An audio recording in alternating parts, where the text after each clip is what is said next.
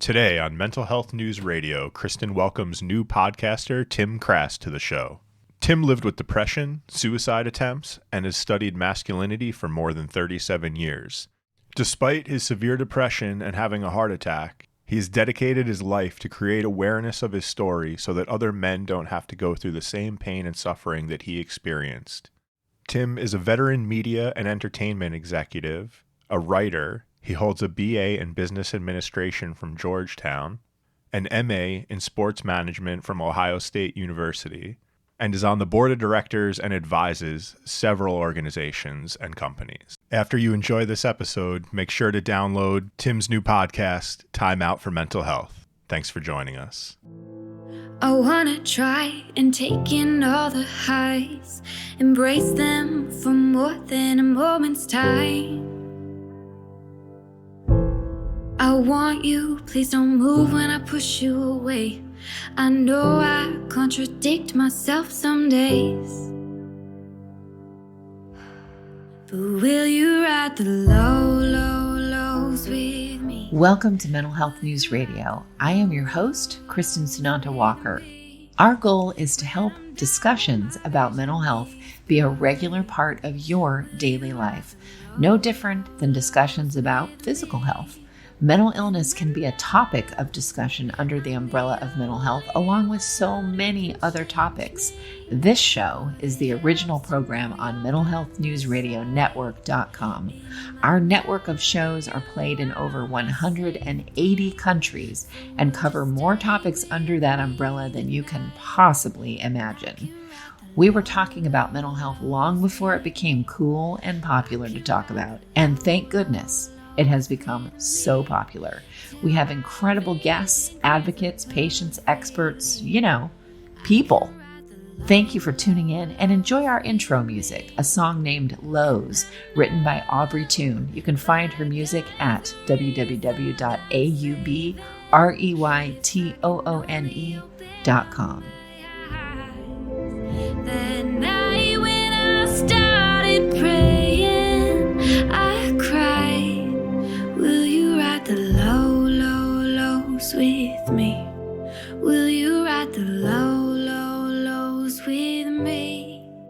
When I'm down, my vision gets blurry. Hey everyone, please welcome Tim Krass to the show. Hi, Tim. Hey, how are you today? I'm good. I'm really excited to talk to you and also to welcome you on Mental Health News Radio Network with your podcast, Timeout For Mental Health.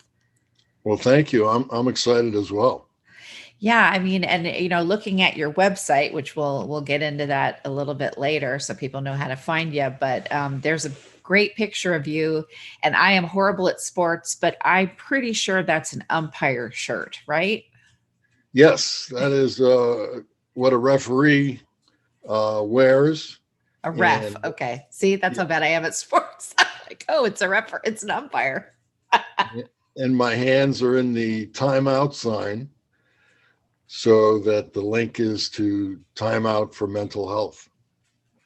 I love it. So can you tell our listeners a little bit about, why you wrote the book, You Don't Have to Swallow Your Gun, and what your experience has been with depression and suicidal ideation? Sure. I grew up in a dysfunctional household and experienced a lot of abuse from my parents, physical, emotional, verbal. And I didn't realize that I was abused until I got out of the house and realized that something was wrong.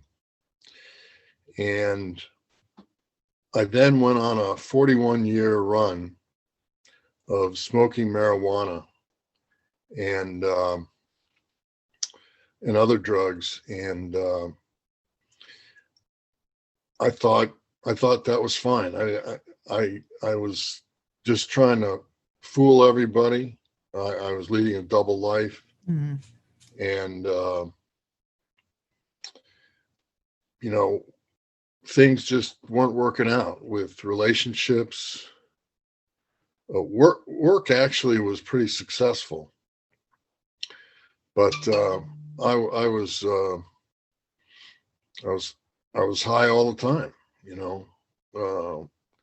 from wake and bake in the morning to lunchtime to on the way home to at home in the morning when I got up. It just kept going, and I didn't really know. I was in denial, and I didn't think anything was going on. And Had you ever been in any kind of therapy up to that point? at a very minor level. And then, and I didn't take it seriously. My ego was too big. It got in the way of my relationship with God. And I didn't have a spiritual relationship with God. And I wasn't present. I was not present in my relationships with other people in the family, women who wanted to be in a relationship with me, and I could not be in the moment to understand that there was something there for me to enjoy. And I finally found a doctor who did research on me for 4 months. We met every week for 4 months. Very young guy from UCLA.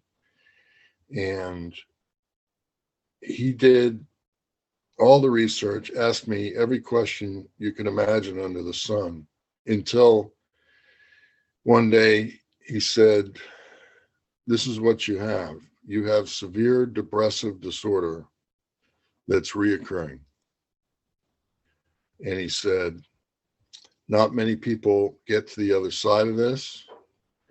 And frankly, I'm worried about you because I did have a suicidal episode where I had a butcher's knife in my hand heading to my wrist."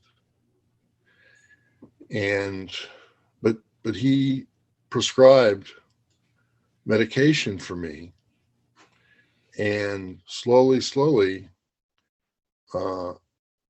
I started feeling like a human being again. I had been sober for a few months, and it was very difficult in the first few months, in the first year. And combined with this therapy and the medication, today, I'm glad after 8 years of sobriety, I can say that I've never felt better.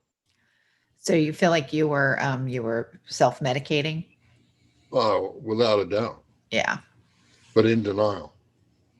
And with the medication, we're talking like an SSRI, some kind of antidepressant? Yes. Yeah.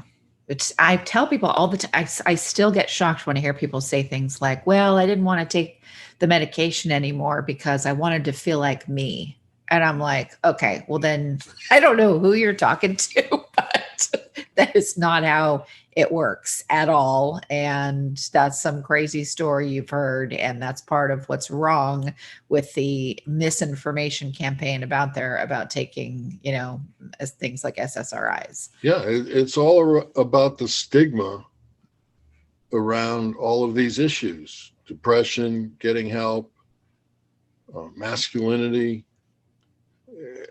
Too many people are basing their actions on false information and false thoughts. Yeah, it's true. I had someone say that to me that had asked me to go drunk driving with them because they like to drive drunk every night. And I, of course, said no.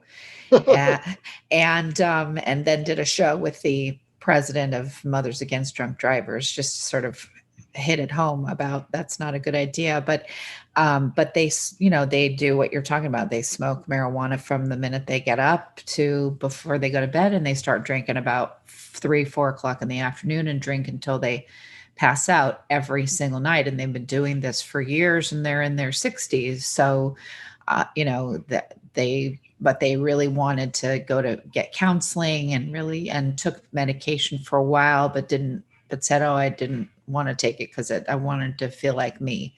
And I always think, how do you get someone there to go, okay, look at what you're doing and look at what you just said. Well, most people have to hit a bottom. They have to have a harrowing experience that takes them down, and that their ego finally gets smashed so that they can see reality and what's really going on with them. And that's a big issue.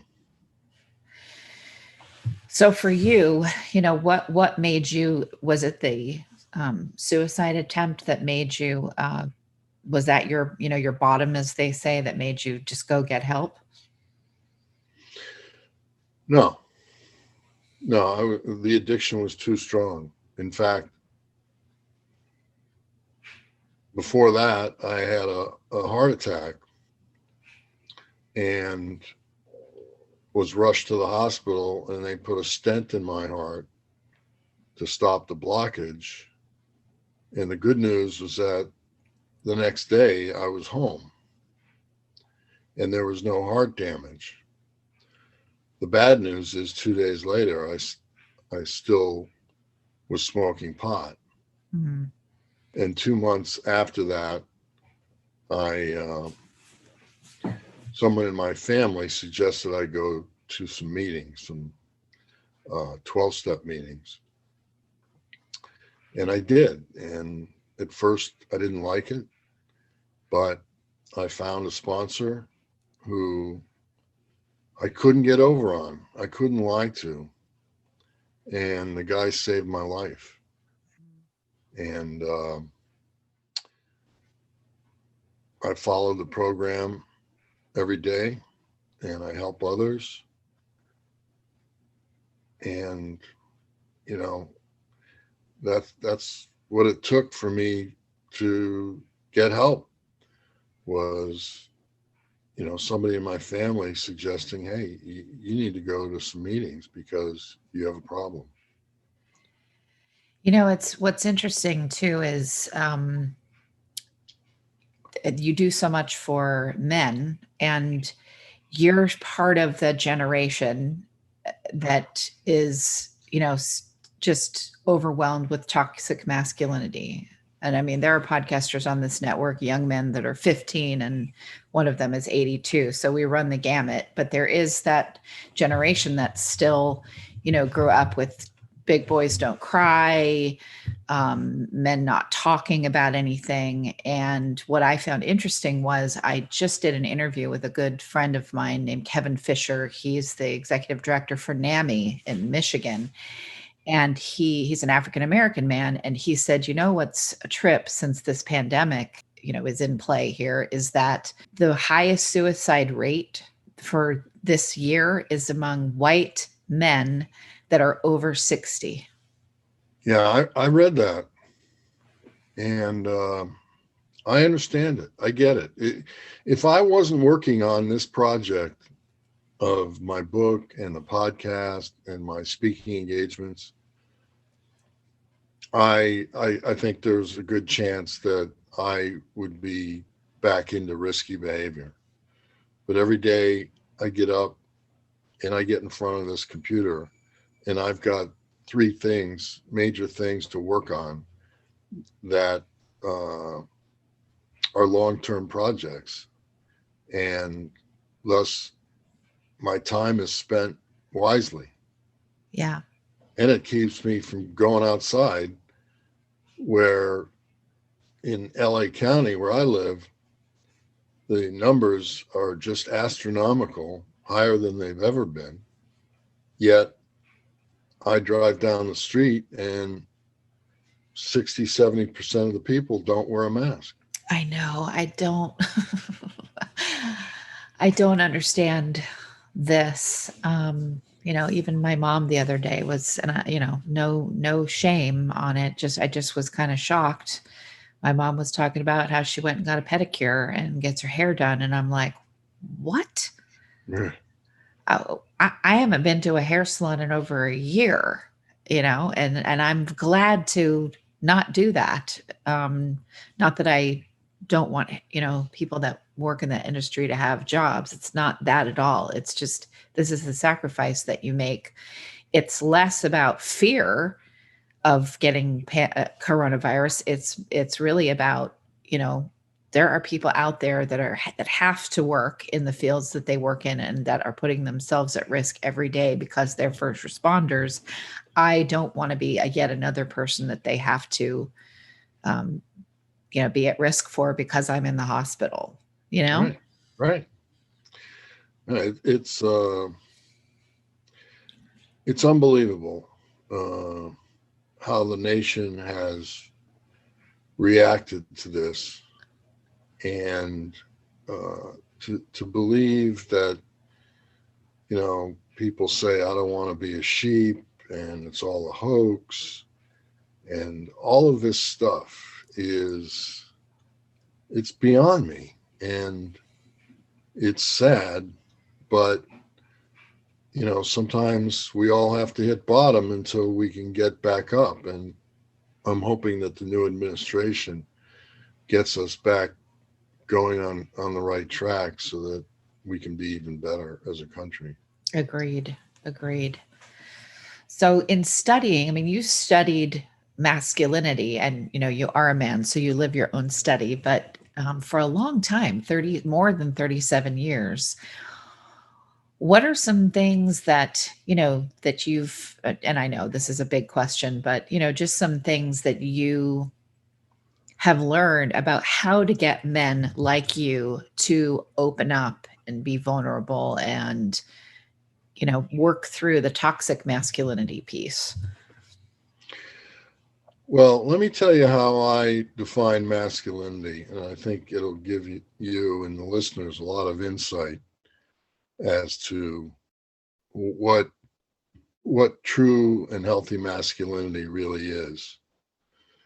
And I learned this in the early 90s, but didn't put it to full use until I got sober, when I got out of denial and my ego got smashed and I hit bottom.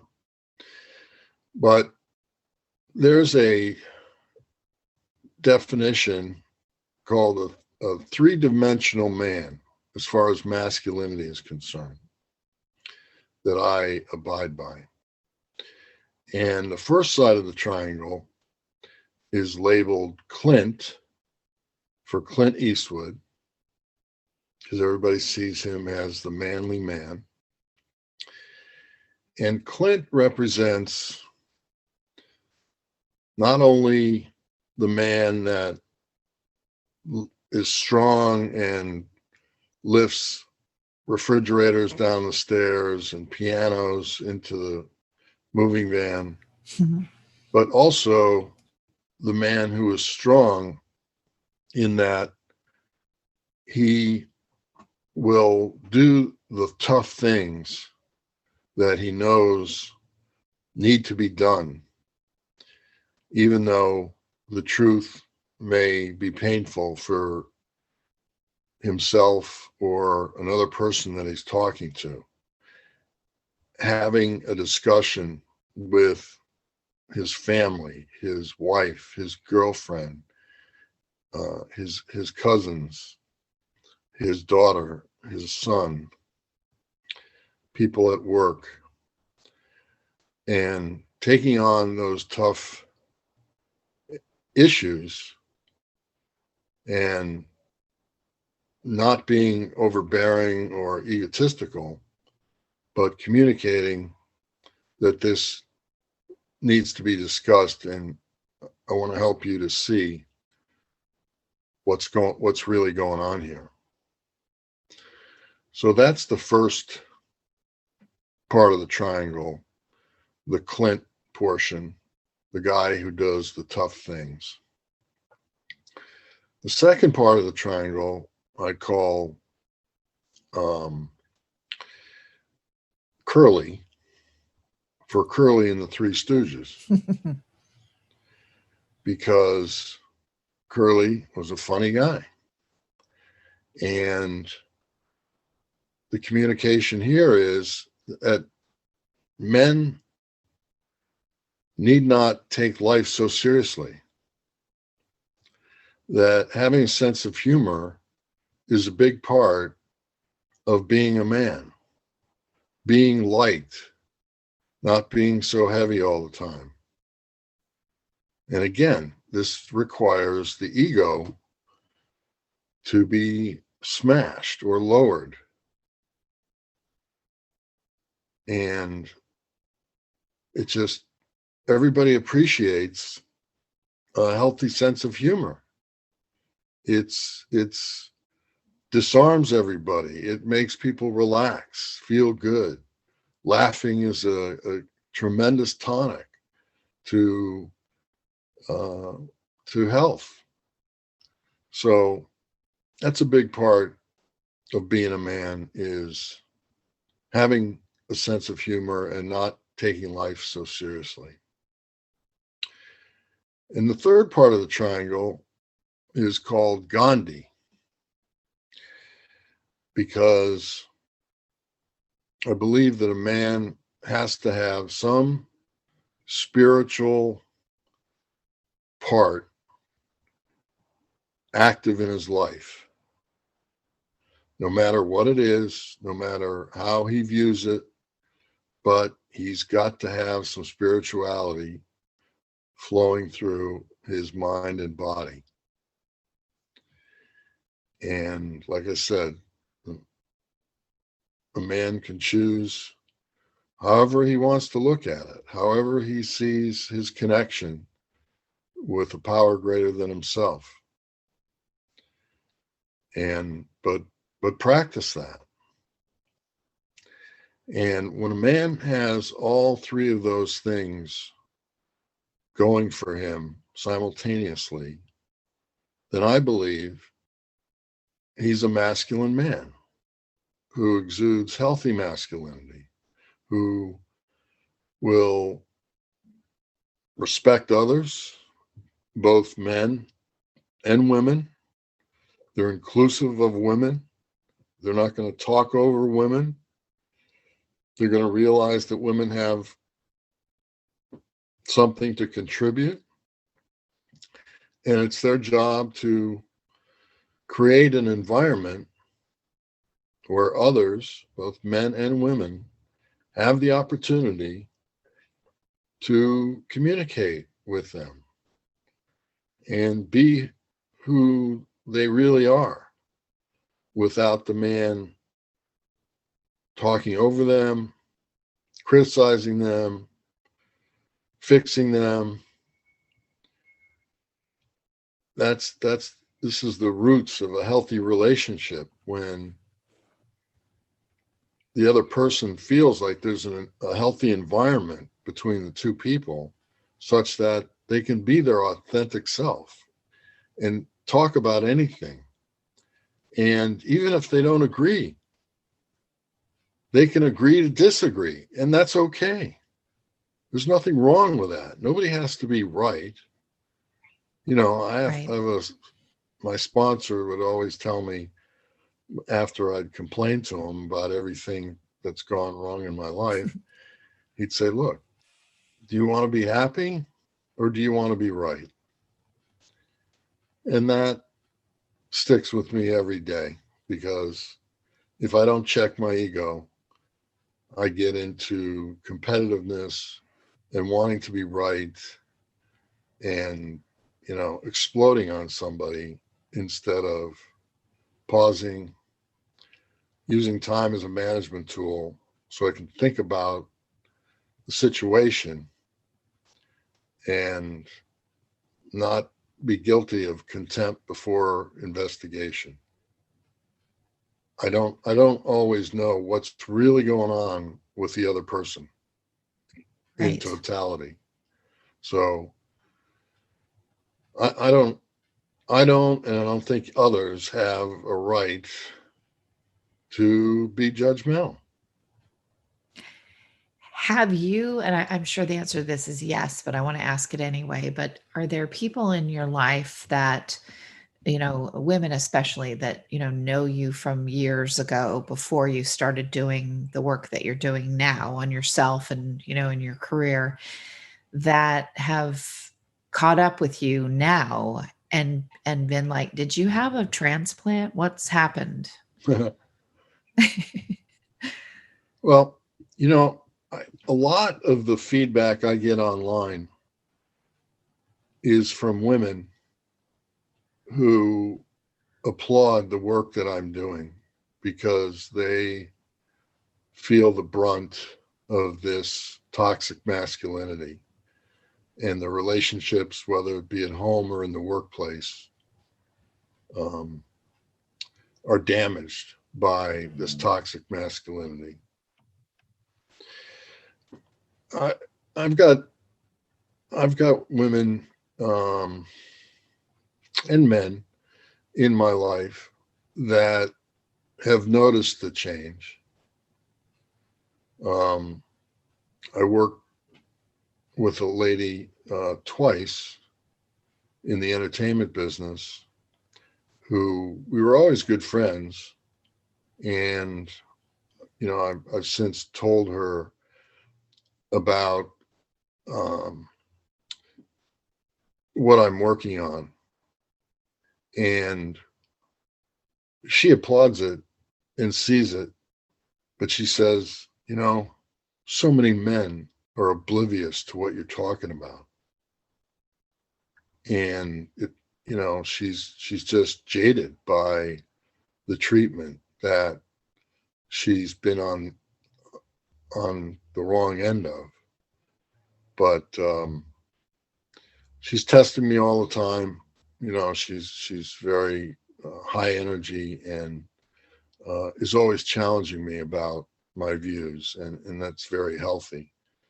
And also on one of my podcasts, I spoke to a lady who, we were in the same family. My mother was her father's brother, and we were both the youngest in the family, and we both went through terrible periods of drug abuse and mental and physical abuse.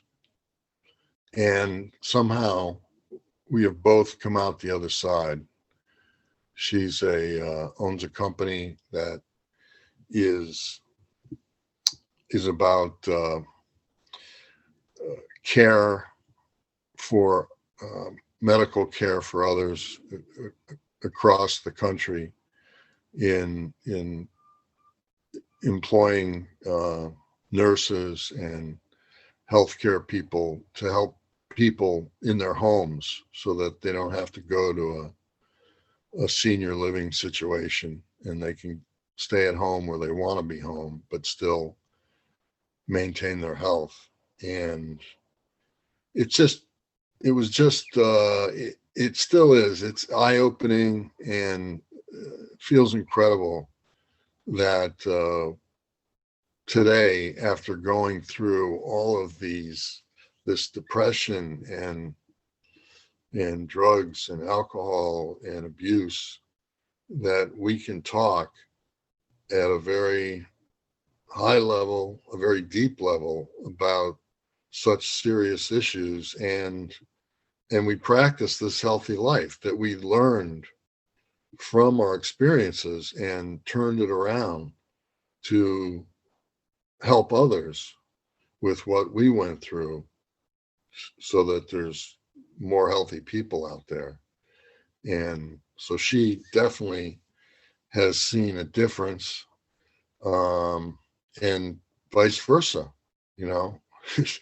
She's brilliant at what she's done and how she reacts to people who are abusive in her environment. And she just, she has high standards. She won't tolerate it. And I feel the same way. And it makes life a heck of a lot easier, because I'm just not going to have anybody who abuses me in my life anymore. And it can be a hard road defining what abuse is, because if you've grown up, in a abusive relationship with your parents or your family, or that's how you grew up, as you start to get healthier in your life, your definition of abuse changes. It becomes healthier, right? So things that you would tolerate in your 20s are things that you would not tolerate in your 60s. And you have to keep making those changes. I mean, that's the thing that's been eye-opening for me. I was speaking with a friend of mine who's essentially, she's my healthy mother figure in my life. And she's 63, I think. And she said to me, Kristin, I'm appalled at who I was in my 20s. Appalled. And this is a woman that I revere, right? I don't have her on a pedestal, but she's my, mentor, or the biggest mentor of my life. And it made me laugh hysterically that she would say she was appalled at who she was in her 20s. Yeah. And I think if you can't be okay with looking at that, I'm appalled. I'm appalled at who I was sometimes this year. Yeah. And, it's okay. But I'm also very proud of myself for the people that, because I didn't have the room to deal with a bunch of flack this year because of the pandemic and politics and everything going on. I'm really proud of the fact that for some people, I just said, all right, I'm done. This is not a healthy relationship. I'm out. Yeah. Yeah. Yeah, boundaries are a big, big part of this. And not only for myself, but for men that I work with, to understand the importance of setting boundaries. And a lot of times, everything bleeds over the other person, or the other person bleeds all over them. And nobody understands what healthy boundaries are. And again, that's part of being the Clint part of masculinity, is doing the tough things, and setting the boundaries and letting others know that, that kind of talk or behavior will not be tolerated. And it's very important. It's hard for people to do, but it's a big responsibility that is part of good health. So what I think that's so important about what you're doing is really for the partners, friendships with men that they love and can't seem to understand or realize what these men are going through. And people forget how important it is to hear someone else that is just like you saying what you say, what you think, or where you were, and how stuck men can be in that place of non-communication, the place that you talked about where you were for so many years. So hearing you talk about these things is what is so pivotal for other men to go, okay, he's saying how I am, and he's actually healed from that, has a whole different life from it, and is willing to talk about it. That's huge. Absolutely huge. That's why it's pivotal that you're doing a podcast. Yeah, I realized something along the way when I realized that being of service to others and giving to them was very important. And sometimes I talk to friends and they start talking, and I realize that they're all over the place, but they need to be heard. And I recognize it, and I sit there and just listen to them, because that is how I'm giving to them. And being of service is just listening to them. They need to talk. They need to get things off their chest. And a lot of men have big barriers about talking to other men about their personal feelings and emotions because of these toxic masculinity barriers that we've grown up through our parents who were doing the best they could, but that's how they were brought up. And the media, man up and be a man, and I don't want to hear you whining. All these notions that are constantly thrown out there. Be a man.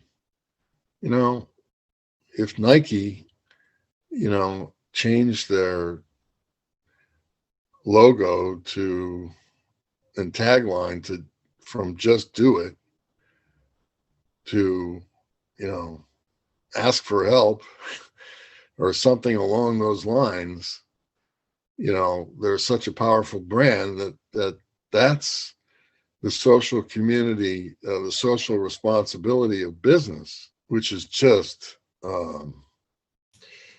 right, so unused and so people just abuse in business. It's so much about money, because many of these people and leaders of these companies are part of the good old boys network, and they're toxic, and they don't care what they have to do to make money and to hit the next quarter's forecast. It could include cheating. It could include illegal activities. They don't care. And the moral fiber of the country and of all genders is being violated terribly. Yeah, absolutely. Hopefully we're on the way out of that, but we'll see. We shall see. It's terrible. Just terrible. Troubles me every day. Yeah, I know. Me too. I'm more informed about politics now in my life than I ever have been. And I also have to, go, okay, you've seen the news, you're checking it every 5 minutes. Now you need to stop. You need to take a timeout for your mental health. Yeah. Bump. Tim, tell my listeners where they can find out more about you. Sure.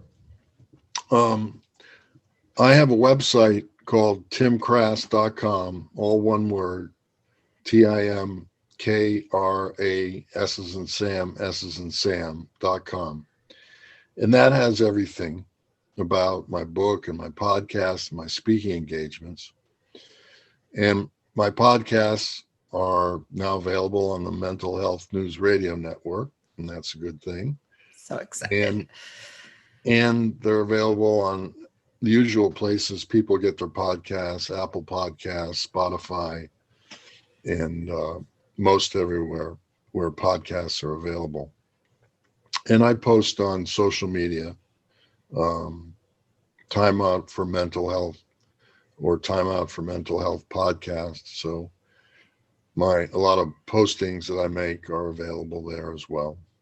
And just for you listeners that are sports fans, there are you probably more than most any other guest, even though your show is not all about sports, but you do some interviews with people that are, in the field of sports. So, which I would butcher. So I'm glad that we have someone finally on the network that's doing that in a good way. Well, it's ironic because the athletes are finally coming out and talking about their anxiety and depression and their mental health issues. And they're no different from anybody else. They didn't know what to do about it. They didn't know that they can talk to people about it. And they didn't know what to do about getting help or asking for help. And I'm glad that sports figures are coming out talking about this because they're very influential among the population. Absolutely. The more we can get people with the big followings, especially in the sports industry, to talk about mental health, that's the better for everybody. But Tim, I'm so glad that you're on the network, and I'm excited to, keep hearing your shows and having them available and support the work that you're doing in the world. Well, thank you, Kristin. I appreciate the opportunity. Absolutely. And listeners, make sure you tune in to Timeout for Mental Health, as Tim just said, available on all of your favorite podcast apps and also on our network. And thank you again for tuning in to another episode of Mental Health News Radio. Hi, listeners. I'll make it quick. These are some really cool places that give discounts and other cool things for listeners of Mental Health News Radio Network. If you want to get amazing help with healing from narcissistic abuse, go to healfromanarcissist.com. If you want CBD products that are the best of the best, I use them myself, go to proze.com and use the code mentalhealth20, mentalhealth20. If you want to get daily perk ups that help retrain your brain to think more positively, go to perkupdaily.com. And also, just because this one's fun, snarkycandles.com. I guarantee you'll love them.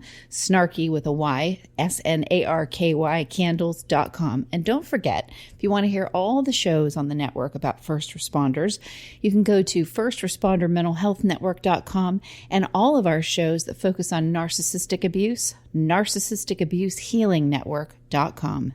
Thanks for listening, and back to the show. But will you ride the low, low, lows with me? Will you ride the low, low, lows with me? One thing you can always count on at Mental Health News Radio Network and my show is that there will always be dogs around. Why? They are natural healers, excellent for your mental health. The original therapy dog Miles has something to say in just a moment. For now, please check out all of our amazing shows at mentalhealthnewsradionetwork.com and all your favorite podcast apps. Until next time, I'm Kristin Sonanta Walker, and thank you for listening. And I can ride the low, low, lows with me. I can ride the low, low, lows with me. Till my vision clears up perfectly. I can ride the low, low, lows with me. Good boy.